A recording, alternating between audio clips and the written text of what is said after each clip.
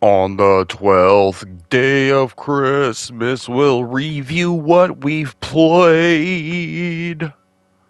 12 days of gaming. Another awesome indie. This game called on Epic. This game called on Metal. Dismantled. Several hours of Terraria. Salted Sacrifice. 5 VR games. Ollie Ollie World. 3 hours of Broforce. A bunch of Crimson Land. And a little bit of Portal Knights. Well, that can only get better over time. So, welcome to day number 12. The 12th game of Christmas, or day, because I didn't play a game. We're going to talk about the games that I did play, because not a lot of people watched all the videos, and I'm sure that, at some point somebody's going to be like, oh, is this all of the games in one video? I'll just watch that. So here we go. So, as you saw by my awesome medley at the beginning there, it's far over 12 because I got all the way up to day 11, and one of those days was 5 games. So what is that, like 16 games? 14, 15 games maybe? I don't know, because day 5 is 5 days, but it also counts as 1 day. So yeah, I think it's like 15 games. So here we go. Portal Knights, day number 1. It's old, past expiration. It's close to it. It's like, if you already have it on your shelf, you're probably fine, but I wouldn't go out trying to buy it because it's probably going to go bad and spoil soon. Unless you have some little kiddos and you're looking for some little, games that are kid friendly. There you go. Portal Knights. I would say it's a kid-friendly upgrade from Minecraft. And then we go to day number 2. Day number 2 is a lot better. So, day 2, Crimson Land. A game me and the wife, and me and an old roommate, and me and my brother, and me in general love to play. It's a great game, great couch game, great co-op game, great house game, couch game, house game. So if you're, this is the kind of game that when I was in my 20s or whatever, living with roommates and friends and whatnot, it would be a house game. You'd have it on and be like, hey guys, you want to play some Crimson Land? Boom. Hours of fun for a bunch of nerds on a Friday night. There you go. Crimson Land still holds up. PS5 version. I mean, you can't beat that. I thought it was dead because the PS4 version is broke, but they upgraded it to PS5, and that version is great. So I actually would say go buy Crimson Land still. It's a great top-down stick shooter, and I've yet to find another one that competes with it on the PS4 or the PS5 for that matter. I'm sure there are plenty on Steam and PC, but as far as the consoles go and the PlayStations go, this is probably the best top-down stick shooter, classic type game. Very simple, drop in, drop out, pick up, put down. There are plenty of like isometric ones like the Ascent that offer you a lot more gameplay, story, and all that, but they are not the same experience. So there you go, Crimson Land. Day number 3. We get down on some Americana. Broforce. This is one of my top favorite games. It's one of those games that I've had it since day 1. Every time you pick it up and you play it, you can't put it down. You just get addicted to the loop. You get addicted to the flow, the comedy, the action. It's just a great all-around simple game, arcade game, whatever you want to call it. I still refer to these kind of games as arcade because Xbox Live Arcade, this is what would have been showcased back in those days, and so my brain just still says these are arcade games. But Broforce, pixel art, great game, great company. Honestly, almost every game on this list I have full endorsement of. Like I said, Portal Knights is a little bit dead at this point. I would say if you have kids, that's it. But otherwise, and then Dismantle when I get to that point. But otherwise, every game on this list is pretty much a banger in one way or another. Or what, I wouldn't even put it on the list for that matter. So Broforce, Americana, action adventure RPG, or not RPG, action adventure, 80s, 90s, comedy action, based on all those films and characters. It's fucking great. Next day, day 4, we hopped on our board with our 4 wheels. Is there a theme there? Did I do that on purpose? Probably not, but I'm using it. So we hopped on our 4 wheels for day 4, and we skateboarded down the boardwalk on Ollie Ollie World, which is as I described it, sort of a action puzzle solving, but it's a skateboarding game. It's told through skateboarding. Classic 2D, very simple to pick up, very quick, high scores, leaderboards, big world to play through, lots of levels, lots of customization options, stuff like that, but also very simple game, very, again, arcade game that is something you would have on a mobile, on your, very, very much a to-go game, if you ask me, or another one of those couch games, Friday night, bunch of nerds sitting around, drinking beers, smoking weed, whatever it is you do, and you're like, hey, let's play Ollie Ollie, and you guys pass around a controller, beating each other's high scores. It's that kind of game. Otherwise, also kid-friendly game, so good game for kids. My daughter who is 3, almost 4, she loves just looking at the art style, so it's that kind of game that grabs kids' attention. So again, another game on the list, good for kids. And then we hit day number 5. Day number 5 was a big day because we did 5 VR games, and I have pretty much 5 VR games that I play, and 2 of them I've never played, but I've had them since I bought the VR. I kept putting it off, and then I needed an excuse. This was a good excuse.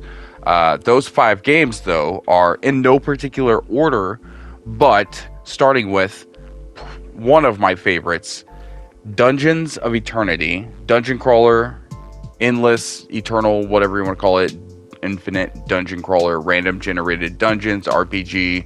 You're beating up monsters, beating up bosses, you're using weapons, you're leveling up your weapons, you are leveling up your character, and you're unlocking a bunch of customizable, or not customizable, but like, clothing and colors for your skin and hair and all that kind of good stuff, So it's got a lot of replay. It's multiplayer, so you can play with your friends, 2 or more, and it's really good. I can't really endorse it enough, I guess. It's one of the best games on the VR. I have the MetaQuest 2, so if you're on MetaQuest 2, it runs and plays just fine. It's a great game.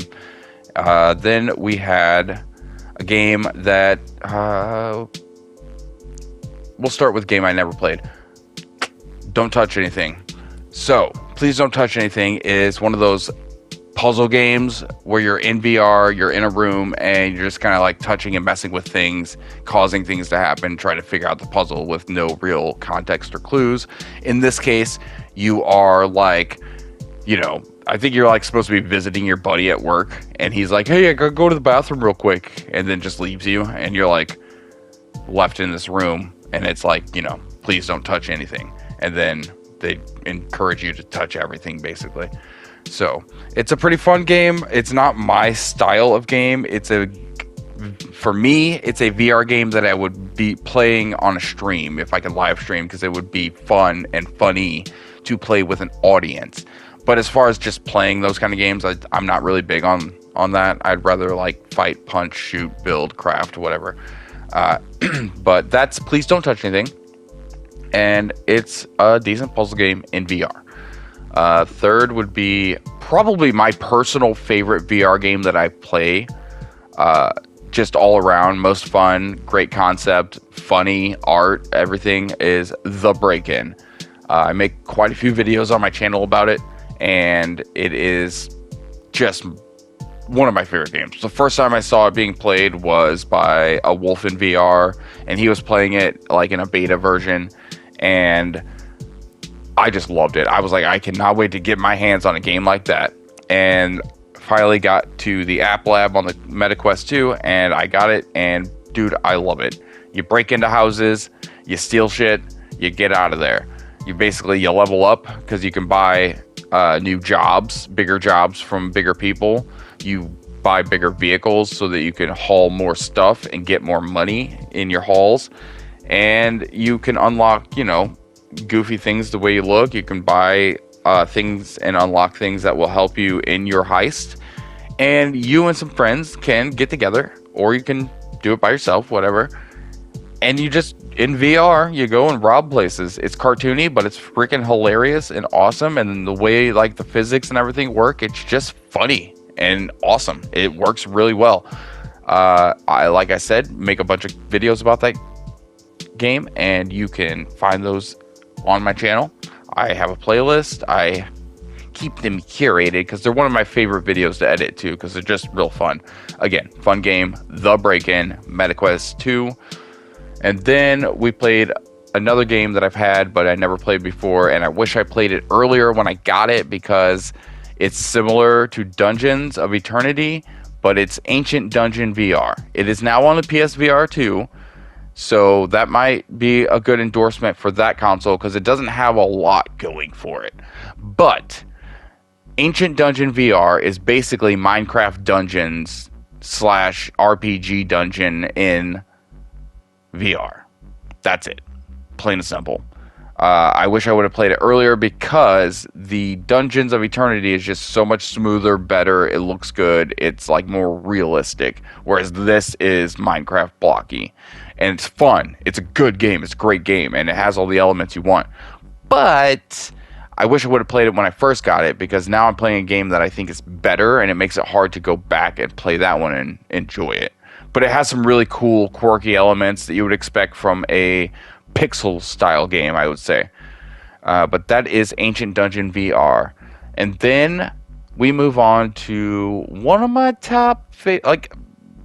basically, the 3 main games in this list are my top favorite VR games. And Ghost of Tabor started out as the reason I bought the Quest headset in the first place. Ghost of Tabor started out as the reason I started making videos in VR.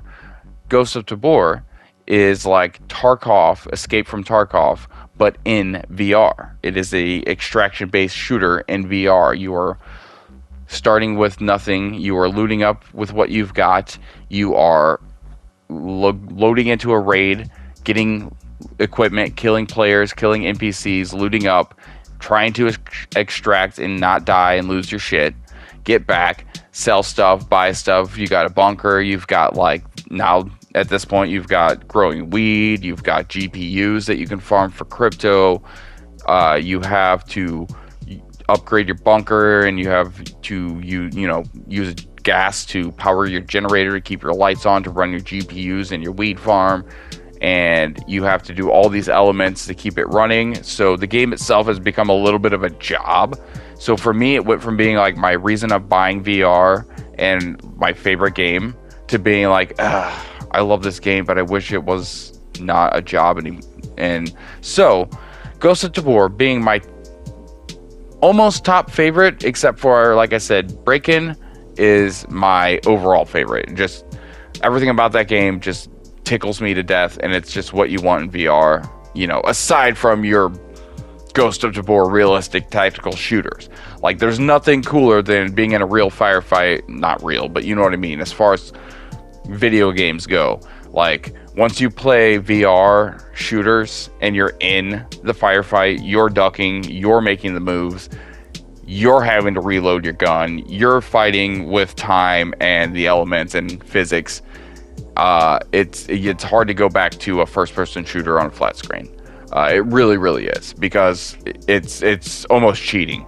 Like, when you're playing even DayZ, which is super realistic, when you aim in a first-person shooter, you're automatically sight picture, everything is lined up. It's just about you moving your thumbs and the sticks. But in a VR shooter, it's about you reacting. Are you looting something out of a desk? And here comes a guy running in, spraying at you. Do you even have time to drop what you're doing, grab your gun, aim at the guy, and shoot him before you die? In a flat screen game, almost always you have a fair opportunity. But in VR, you're in that moment. You hear those footsteps coming and you're like, did I hear something? Wait. Tink, tink, tink, tink, tink, tink. Brah, brah, brah, brah. Somebody's already like, you. It's just a different experience all around when you're in VR. And only people who get to play VR know that. And I don't mean that in a way that's like, ha, I get to play VR. I mean it like, not everybody gets to play. I got like, well, lucky. I think it's lucky to have the games and tech that we have these days. So I got lucky and made, poor financial decisions and used my newfound credit to get myself a VR headset at the end of the summertime. And I love it. And that was the MetaQuest 2. Like, now they have the 3, which is, like, a little bit better. The PSVR 2 is, like, on paper, pretty much the best headset, except for, like, it's stuck to PlayStation 5, and it's a plug-in headset, which is good because you get infinite usage out of it without a battery dying. But it's also bad because you're stuck plugged into something. And in VR, it's so much better to be free of a wire, I've learned.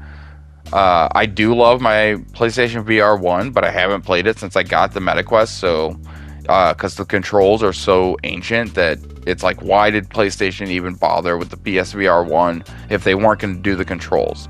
And now they went the extra step and made the PSVR 2, and it's actually a really fucking good virtual reality machine. They did the controllers right. They did everything right to make it really cool and good. But they're not supporting it or giving it all the backlog of games that are already great on like the MetaQuest 2, which means they could easily run on the new PlayStation VR 2, and it just doesn't. So that's my gripe about PlayStation VR. That's my rant about how awesome VR is in general. So if you have the opportunity to get, at the very minimum, I would say a MetaQuest 2. I think that is the cheapest buy-in right now for a good, like, standalone headset. MetaQuest 2. They're basically under $300, $299 or below, I guess I'll say, to be technical and safe. But like, if you can get one, great buy. All kinds of great games, great experiences. A lot of stuff is free. A lot of stuff you can get, you don't have to buy. You can also, like, I have discount codes for games that I play in my video links. I also have, you can find all kinds of sales and stuff. So there you go. VR is awesome. It's the future. I hope more people are able to get into VR sooner. In fact, it's almost Christmas. I guarantee you in about 3 weeks, there's going to be double the amount of people playing VR than there is right now. But that was day number 5. So 5 VR games. Let's go on to day number 6. And day number 6 was, again, one of my favorite games to play with my wife. One of my favorite games just in general that exist. One of my favorite people on this planet Earth that I don't even know, and I have no reason to call him my favorite person, but he is one of my favorite human beings that exist. His name is James Silva, and he created a bunch of fucking games that I love. But more so than that, he was an inspiration because he was like the first big name of people to be a nobody who by himself made a game on the Xbox Live Arcade.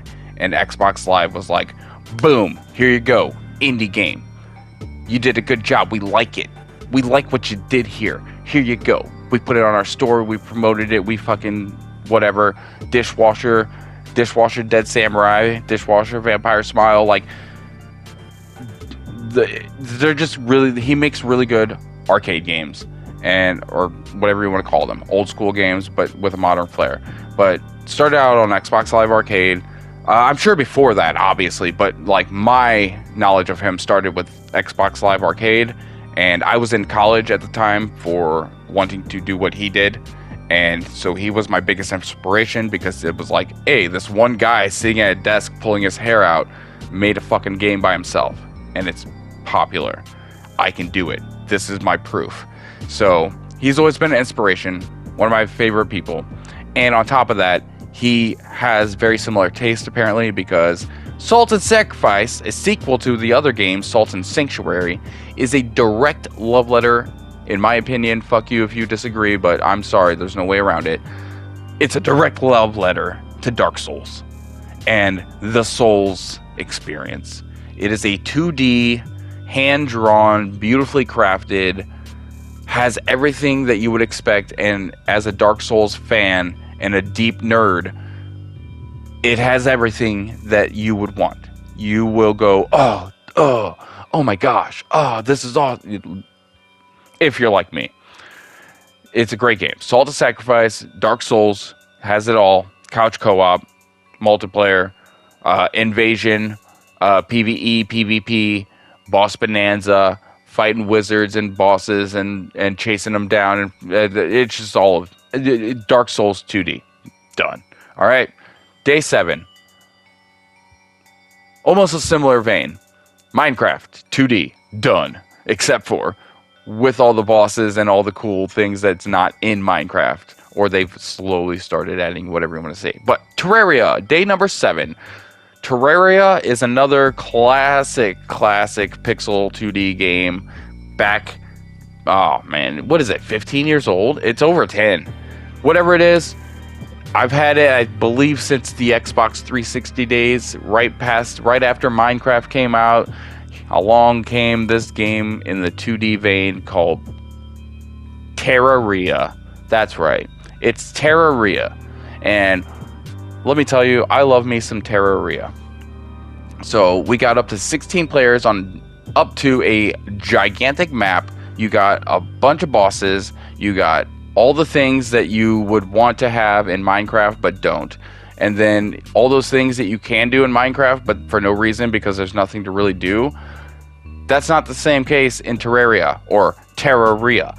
We got everything at our disposal here. You've got like space guns, you've got fucking armor, pets, you've got, again, a bunch of bosses. There's like a way to like do things where you like, oh, you get to this place and then you unlock this boss, and then once you've beat that boss, that unlocks another boss showing up after something else happens, and then something else happens, and then you do a bunch of this boss killing, and then finally another big boss comes and you have to defeat that. Once you defeat that, then the game actually starts, and it's like new game plus, and it's just a great game, and almost everybody knows what the heck it is. So there you go, Terraria.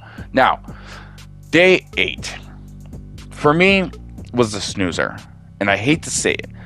There's nothing that pains me more, genuinely, than having to like say something that isn't bad and has no, like, I can't talk shit on this thing, but it puts me to sleep. The game puts me to sleep. It should be like an amazing experience, and like on paper it sounds great. That's why I bought it. The company that put it out, I'm a fan of. They also did the Crimson Land, so you know, I'm like, hey, I'm here for that. It's a top-down, you know, not open, but big world apocalypse, dismantling everything. You're breaking shit down and crafting, and you're following a story. And it's just, I don't know, it's both a great game, but also it just fucking puts me to sleep. So Dismantle, check it out if you're interested, but otherwise, like I said, it's one of those games. You have to really like that kind of game, I guess. Otherwise, I love the company. It's a solid game, nothing bad to say about it. Day 9, though. Day 9. Day 9 is a game that I've had in my library since the day it came out, because I saw it and I thought it was something, and it turned out to be exactly what I thought it was, but more and better. That game's called Unmetal, and it is a love letter to Dark Souls. It's a love letter to Metal Gear and that technical espionage style game from the NES days. The original, not this like PlayStation Solid shit. No, we're talking about the original Metal Gear. One of the hardest games on the NES. One of the most like challenging tactical like puzzle, like you got to figure shit out, use your brain, and in the 80s when you're like a tiny kid, that ain't happening. So this game was for big kids. This game Unmetal is a love letter to all of that, and it's great. It's made by basically a single guy, small team person in Spain. He also made the next game, which we'll go ahead and talk about now, Unepic, day number 10. Unepic, which is another game by the same guy, Unmetal, Unepic. I think there's a reoccurring theme there. This is a pen and paper style 2D adventure, but platformer, D&D, Shadowgate, sort of, not point and click because you're controlling your character, but that sort of like feel. And so far, it is another one of my favorite games on this list, and it's awesome to discover something new. Like I said for day 9 previously, Unmetal, that game I've had it since day 1, but I didn't play it because I was going to play it one day live streaming and just do it from fresh. But I am actually upset that I didn't start playing it right away because it's an amazing game, and so is Unepic, and so is the next game, Day 11, or I guess the last game because we didn't do a new game. Day 11 is Door Kickers Action Squad, and once again, as these last few games were, pixelated, 2D, simple, however, fucking awesome, complex, has all the things you'd want in it. Door Kickers is a police action squad, SWAT team, whatever you want to call it. You're kicking in doors, as the name implies, because door kickers kick in doors. You're kicking in doors, you're rescuing hostages, you're killing bad guys. You're going through levels. There are fast-paced moments, there are tactical moments, there are just funny moments. It's like a mix of Broforce, Super Meat Boy, like Not a Hero, all of those kind of like fast run around pixel games, shooting stuff, doing a little bit more than just, Super Meat Boy type stuff, but like that pace. And it's really fun. And then again, it's got online as well as couch co-op, and it's a game that my wife and I enjoy playing, and it's really fun. Any of those games that really cause you to like kind of have funny moments, but like also like yell at each other, in a playful kind of way, where it's like, you keep getting blown up and you're getting frustrated because you keep getting like one room further and then you die, or something happens and you die, and then you're just like, oh, what the and then something happens, you're like, oh my god, this is ridiculous. Okay, we got this. It's one of those kind of games. You just kind of get frustrated, but it's funny at the same time, much like Broforce. Broforce is one of those games where you're like, shit happens, and then you're just like, you're yelling and you're like laughing, and then you're like, you're breathing, you're like, okay, everything calm down for a second. Okay, and then something else just happens to blow up and kill you out of nowhere, and then you're just like, what the it's just a fun time. So Door Kickers, another game that I wish I had known about earlier, and it would have been in my collection. Several of these games have been in my collection. Most of these games are games, like I said, that I've played past, present, future, and the only game that I don't fully endorse is Portal Knights because it's dated, and if there was another one or a sequel, I would fully endorse that, but that game as it is, kind of a meh unless you have kids. And then, of course, Dismantle. That one put me to sleep, so it's like, you really have to be into that sort of game, and if you're not, then it might put you to sleep like it did me. Otherwise, every other day of this series and every other game has been great, so if you didn't see a particular day and it sounded something interesting to you, go check it out. I'm not going to press any links on here because I'm still like, as much as I do YouTube, I do it in the most dumb way possible, so I don't know how to like tag up all the boxes around, I know how to do the end boxes, and that's about it. So otherwise, everything's in playlists, so there you go. You can click on the playlist for the 12 days and just find the video that goes to the game that sounded cool. Otherwise, as I've said in damn near every video I've ever made, thanks for watching. I love you, motherfucker. And have a Merry Christmas, you filthy animals.